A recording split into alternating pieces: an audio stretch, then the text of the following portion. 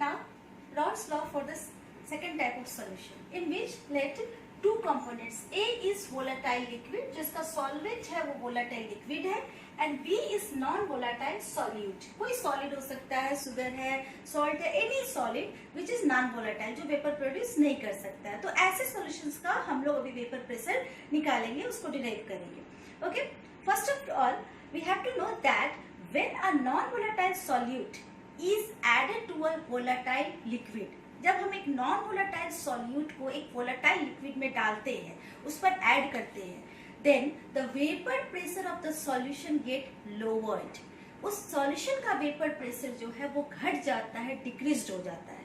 इसको हम लोग ऐसे समझते हैं कि हमने क्या कहा, जैसे आप मान लो आपने कंटेनर में एक प्योर वोलेटाइल लिक्विड रखा है, बी है, मान लीजिए ये आपका लिक्विड है बी, इसको हमने कवर करके रखा है, जैसे ये सरफेस इसका जो है वो मान लो कवर्ड है.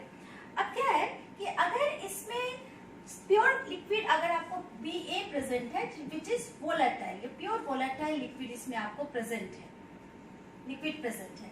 अब क्या है कि जो सरफेस पे जितने मॉलिक्यूल्स है दे कैन प्रोड्यूस वेपर. आपने भी पढ़ा है ना कि सरफेस पे जो मॉलिक्यूल्स होते हैं वो अपने फोर्स ऑफ अट्रैक्शन को तोड़ करके फ्री स्टेट में ऊपर आते हैं, जिसको आप वेपर्स कहते हो. तो यहाँ पर सरफेस एरिया ज्यादा है, सारे जो सरफेस एरिया है वो वोलेटाइल लिक्विड के मॉलिक्यूल से कवर्ड है. सो नंबर ऑफ वेपर्स जो प्रोड्यूस्ड होगा वो अभी ज्यादा होगा या एक सर्टेन अमाउंट होगा. अब इसके सेकंड केस को समझते हैं कि मान लीजिए हमने इसी सॉल्वेंट में, इस वोलेटाइल सॉल्वेंट में मान लीजिए हमने कुछ बी ऐड कर दिया, बी जो कि आपके नॉन वोलेटाइल सॉल्यूट है. नॉन वोलेटाइल सॉल्यूट को हमने इसी में ऐड किया. जब हम एक नॉन वोलेटाइल सॉल्यूट को किसी लिक्विड में डिसॉल्व करते हैं, उसमें ऐड करते हैं, तो some fraction of the surface, उस सरफेस के कुछ फ्रैक्शंस जो है उस नॉन वोलेटाइल सॉल्यूट के द्वारा कवर्ड हो जाते हैं, उसको कवर करते हैं. जैसे इसमें मान लो कि ये जो है हमने इंडिकेट किया है, ये बी को इंडिकेट कर रहा है और ये पोर्शन ए को इंडिकेट कर रहा है. तो पहले के केस में आपने देखा कि सारा सरफेस जो है वो वोलेटाइल सॉल्वेंट से, लिक्विड से कवर्ड था, तो मोर वेपर्स प्रोड्यूस्ड होंगे. जैसे ही हम कोई नॉन वोलेटाइल सॉल्यूट ऐड करेंगे, ए फ्रैक्शन ऑफ सरफेस का कुछ फ्रैक्शन उस नॉन वोलेटाइल सॉल्यूट के पार्टिकल से कवर्ड हो जाएगा, वो उसको ऑक्यूपाई कर लेंगे. तो सरफेस पर अब वोलेटाइल मॉलिक्यूल्स का रेशियो जो है, नंबर जो है पहले के कॉम्पैरेटिवली घट जाएगा. सो नंबर ऑफ वेपर्स भी अब कम प्रोड्यूस्ड होंगे and so we may say the vapour pressure get decreased, lower. So it is important point, 1 marks question भी आता है इसको कि what happens when a non-volatile solute is added to a solvent. So you can answer it कि when a non-volatile solute is added to a solvent, then the vapor pressure of the solution get lowered. यानी total vapour pressure जो होगा solution का वो pure solvent के vapour pressure से कम होगा. Okay, तो इसको हमने इस तरह से एक्सप्लेन किया. अब हम लोग इसको समझ सकते हैं, राउल्ट्स लॉ को हम लोग डिराइव करते हैं ऐसे सॉल्यूशंस के लिए. तो इस तरह के सॉल्यूशंस के लिए राउल्ट्स लॉ में कहा गया कि the pressure depends, the vapor pressure depends only upon the partial pressure of solvent. क्योंकि आप देख रहे हो कि ए जो है, जो आपका सॉल्यूट जो है वो नॉन वोलेटाइल है, तो उस पर आपका सॉल्यूशन का वेपर प्रेशर डिपेंड नहीं करेगा. तो टोटल वेपर प्रेशर जो है वो ओनली डिपेंड करेगा vapour pressure of the component ए, जो आपका वोलेटाइल कंपोनेंट है उस पर डिपेंड करेगा. तो इसको हम लोग एक स्टेटमेंट के जरिए हम लोग इसको इस तरह से लिख सकते हैं, राउल्ट्स लॉ के स्टेटमेंट को. The Raoult's law can be written as vapor pressure of the solution containing non-volatile solute is directly proportional to the mole fraction of volatile solvent. जब इस जस्ट हमने फर्स्ट लॉ पढ़ा था उसमें दोनों component पर डिपेंड कर रहा था. वेरी सिंपल है क्योंकि दोनों उसमें वोलेटाइल था. इसमें हमारा एक कंपोनेंट जो है जो कि नॉन वोलेटाइल है, सो हमारा वेपर प्रेशर जो है वो ओनली डिपेंड करेगा वोलेटाइल कंपोनेंट पे. दैट मीन्स हमारा सॉल्वेंट इसमें वोलेटाइल है, जस्ट उसके मोल फ्रैक्शन पर वो डिपेंड करेगा. तो this is the Raoult's law. अगर आपसे क्वेश्चंस पे क्लियर देखिएगा, अगर आपसे रॉल्स लॉ पूछा जाए ऐसे सॉल्यूशंस का जिसमें एक नॉन वोलेटाइल सॉल्यूट हो और एक वोलेटाइल लिक्विड, तो आपको ये स्टेटमेंट लिखना पड़ेगा।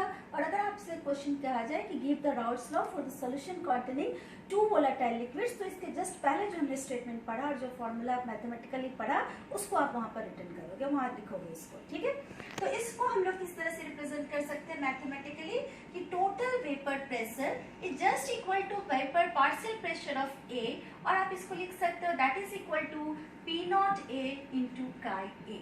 ओके, यानी हमारा यहाँ पर टोटल वेपर प्रेशर यानी vapour pressure of solution is just equal to P not A into chi A. इसके ये बराबर होगा, इसको हम लोग इस तरह से देख सकते हैं। बहुत आसान सी बात है क्योंकि यहाँ पर mole fraction of B, vapour pressure of B जो है वो 0 होगा because it is non volatile.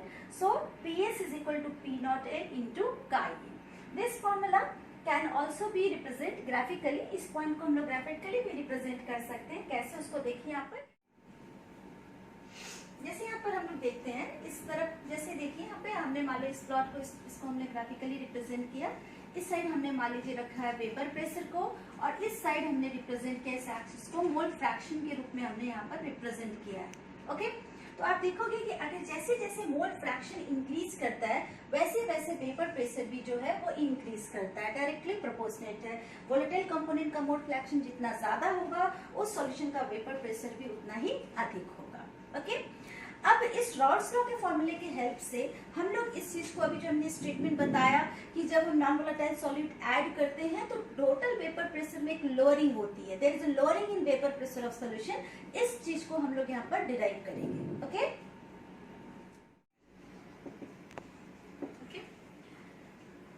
Here we are, when a non volatile solute is added there is a lowering in vapour pressure of the solution.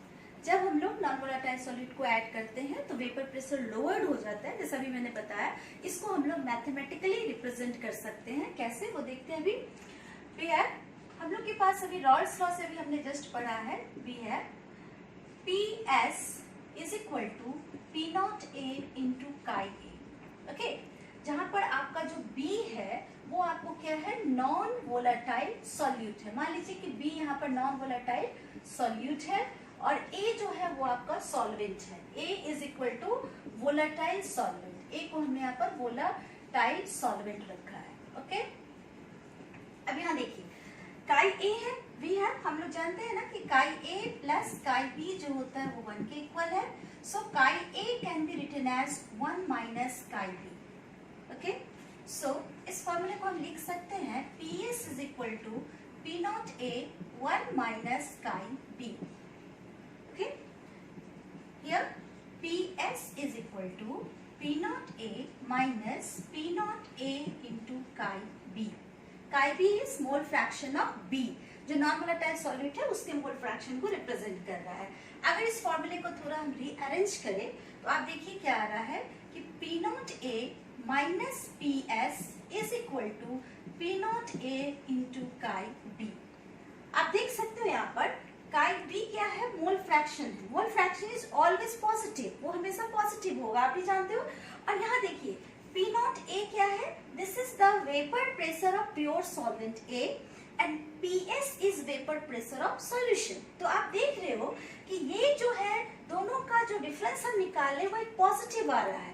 It means कि there must be lowering in vapour pressure. Vapour pressure lowered हुआ है, जो total vapour pressure है वो pure solvent के vapour pressure से कम है, उससे डिक्रीज्ड है। तो इसके हेल्प से हम लोग इस चीज को, इस बात को एक्सप्लेन कर सकते हैं कि yes there is a lowering in vapour pressure. और वो lowering in vapour pressure directly किस पर डिपेंड कर रहा है, तो वो डिपेंड कर रहा है मोल फ्रैक्शन ऑफ बी के। दैट मीन्स कि नॉन वोलेटाइल सॉल्यूट का मोल फ्रैक्शन जितना ज्यादा होगा, जितना ज्यादा अमाउंट में आप नॉन वोलेटाइल सॉल्यूट डालोगे उस सॉल्यूशन के वेपर प्रेशर में उतनी ही ज्यादा लोअरिंग होगी। ये टर्म जो है, this term represents the lowering in vapour pressure. Vapour pressure में जो लोअरिंग हो रही है उसको हम डिफरेंस को इस टर्म से हम लोग निकाल सकते हैं। So here we can explain, we can prove that the lowering in vapor pressure directly depends upon the mole fraction of the non-volatile solute. जितना ज्यादा amount lowering in vapor pressure उतना ही अधिक होगा। Okay? Now in our next class we will study about ideal and non-ideal solution. Is it related to this Raoult's law? इसी Raoult's law से related होगा हमारा next topic, that is ideal and non-ideal solutions, जिसमें हम लोग फिर दो तरह के non-ideal solutions के बारे में पढ़ेंगे, पॉजिटिव और निगेटिव डेविएशन शो करने के वाले solutions के बारे में. ओके